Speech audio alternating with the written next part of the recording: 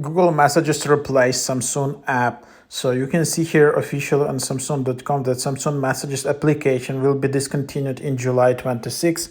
Upgrade to Google Messages as your default messaging app today to maintain a consistent messaging experience on Android. Switch to Google Messages for the following upgrades.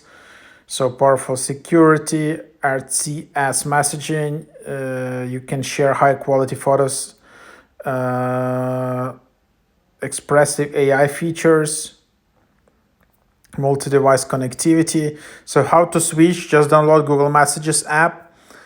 The first time you open the app, message appears. To use messages, make it your default SMS app. Tap set default SMS app.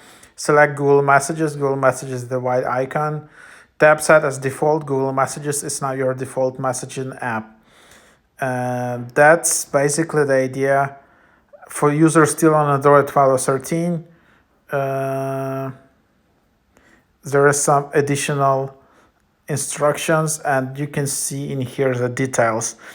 It will be the Samsung Messages will be discontinued in July 26th, so you still have time.